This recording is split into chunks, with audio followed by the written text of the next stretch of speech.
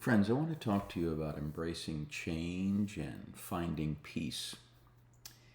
The pace of change in our current culture and the world that we inhabit right now can leave us feeling quite unsteady.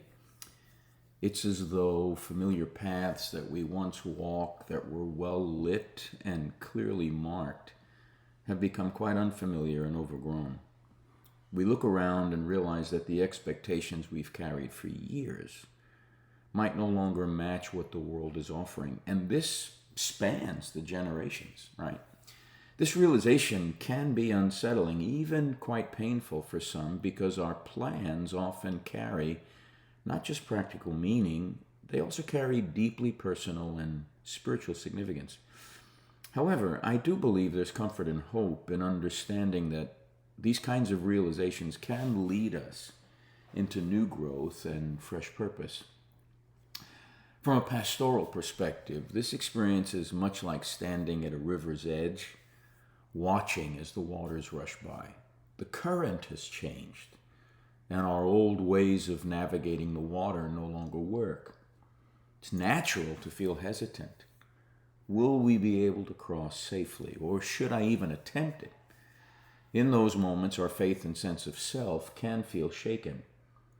But we need to take heart. Sometimes letting go of outdated plans helps us discover new strength and new direction, revealing possibilities we've never dreamed of. It was the ancient Greek philosopher Heraclitus who said, "You can never step in the same river twice." We have to learn how to name our hopes as well as our disappointments. A key step in that process is to gently name what's changed. Perhaps you spent years envisioning a certain career path, a family dynamic, or a life rhythm. Over time, due to economic shifts and technological advances or personal events, that vision became harder and harder to maintain.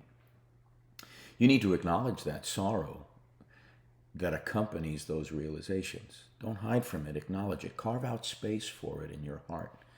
When we mourn the loss of what could have been, we honor the parts of us that dared to dream. Emotions like disappointment or grief are not signs of failure. They're signals that something important is shifting within us. In the work I did in psychology at a graduate level, it was focused on the work of William James, the father of American psychology, and his insights continue to impact my psyche. And so, in these current challenging landscapes, I find William James' perspective on self esteem especially comforting. He suggests that our inner sense of well being depends on the balance between our achievements and our expectations. When our expectations remain fixed on an outdated ideal, like a photo of our younger self on a once promising path, we set ourselves up for constant struggle. We keep measuring success by standards that no longer reflect today's reality. James teaches us that we can free ourselves by either adapting our aspirations to the present or discovering new sources of achievement that are congruent with who we are now. Doesn't mean that we abandon our hopes altogether. Instead, it's more about refining them in ways that honor both our spirit and the changing world. By courageously releasing old assumptions, we just might find renewed energy to achieve what's truly possible and perhaps even more fulfilling today. In that sense, change is not the end of our dreams.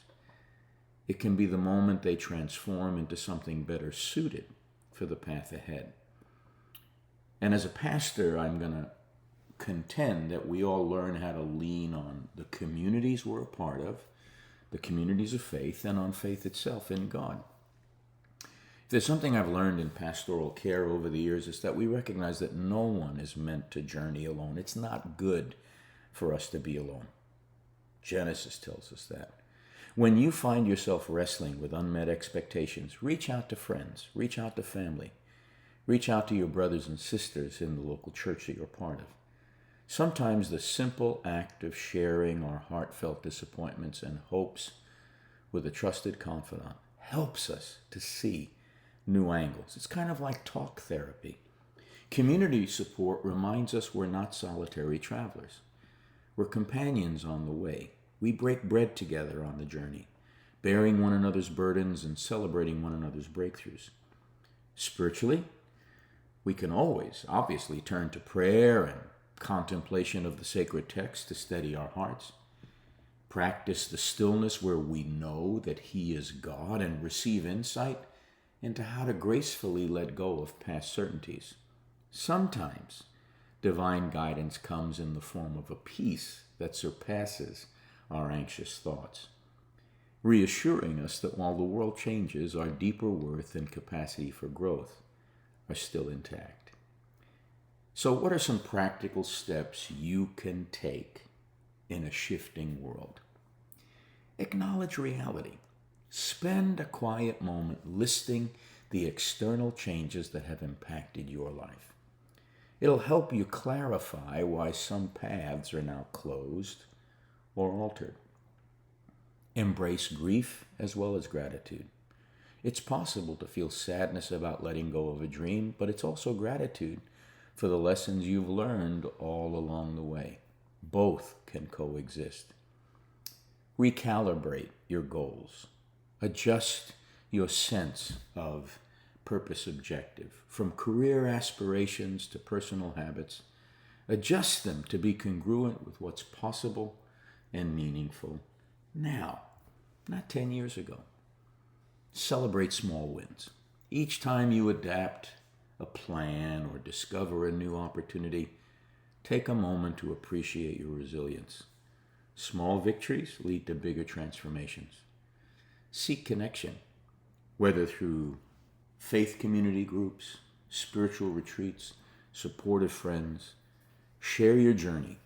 Compassion grows where stories are told and heard. We live into stories. Make sure you're living into the one that's true to who you are. And trust God for a hopeful path forward. Ultimately, managing expectations in a rapidly changing world isn't just a practical exercise, it's a spiritual and emotional journey. As we release the rigid hold on old dreams, we often find that our hearts expand. We become open to new directions and new callings. Sometimes what awaits us is more enriching than anything we'd initially planned. So how about we walk forward with humility and hope?